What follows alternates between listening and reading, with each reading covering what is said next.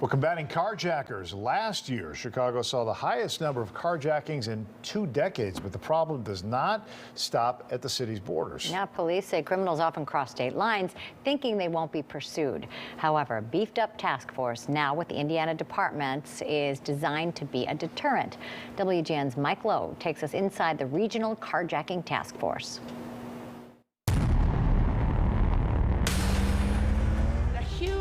Surge in the numbers of carjackings. It's been called Chicago's other epidemic. Tonight, violent carjackings were the topic of conversation. 2 young women were forced from their car at gunpoint. The city has seen skyrocketing cases of carjackings. More than 1,900 last year, the most of any large city, and the highest number in Chicago in 2 decades. Her mother was carjacked yesterday. Cars not simply stolen, but violently taken. This man came up to me on my driver's side of my window with a gun to my face. Crimes so unsettling. And he points his head down, and it's like, and then that's when I seen the gun. They leave victims in fear. How do you feel safe? You can't even feel safe sitting inside your car anymore. And authorities frustrated. According to a study by the University of Chicago Crime Lab, just 1 in 8 Chicago carjackings resulted in an arrest in 2020. Chicago Police Superintendent David Brown says because the crimes happen anywhere and spill across borders, law enforcement is now not only chasing criminals, but also pursuing partnerships. Since last week, we are proud to have added 3 more partners to our task force. That includes Northwest Indiana, where last month the Lake County Sheriff's Office and 18 other Northwest Indiana regional police departments joined the Chicago Carjacking Task Force. One of the most critical part of the success is when we started to partner up with the City of Chicago and the Chicago Police Department and the Illinois State Police.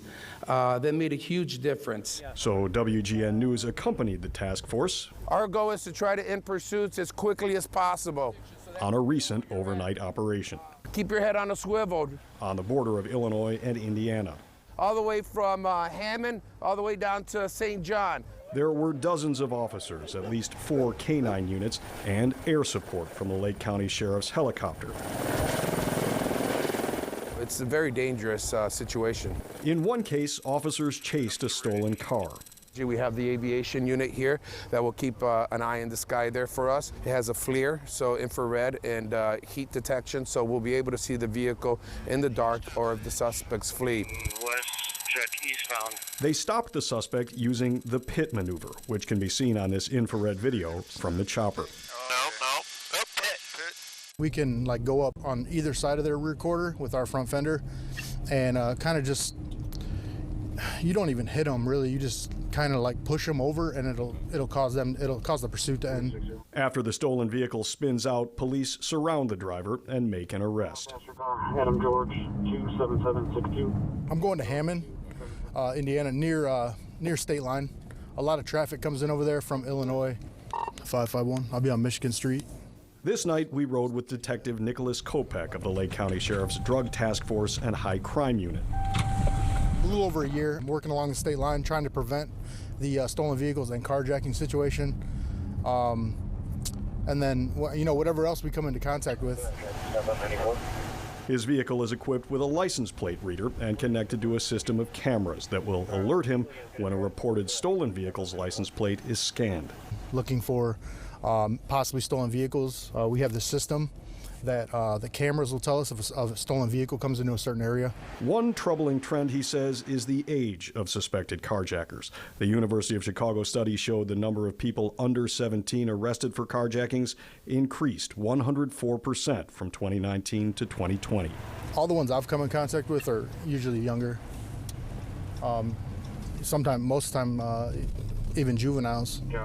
We've chased several juveniles that were 16, 17 years old. Still here. These teens were stopped for a traffic violation. This your car? But it turned out the car belonged to the driver's father.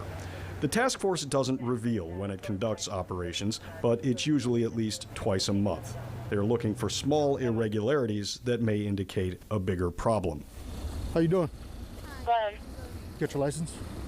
They say traffic stops, when drivers run red lights or commit any number of violations, sometimes also stop more serious crimes. Okay. Any weed in the car? Any weed in the car? Be honest. During this stop, Kopak seized a small amount of drugs. So they didn't have ID and the car smells like weed. 64110. Copy. In one high-speed pursuit, a suspected stolen car crashed on a front lawn. The driver was arrested and police found a gun. A passenger ran into a nearby wooded area. In this situation, somebody ran. We're going to set up a perimeter, try to track them with a dog.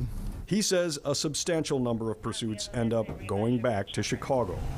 I'd say 90% of our pursuits in Lake County go to Chicago, or they try to get back. I don't know, they think we're not going to chase them over there. But that's a perception the task force is out to change, saying law enforcement will be just as relentless as the criminals in the effort to stop Chicago's other epidemic.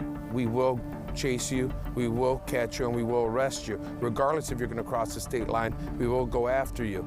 In Hammond, Indiana, Mike Lowe, WGN News. It is a battle hour. Thanks to Mike Lowe.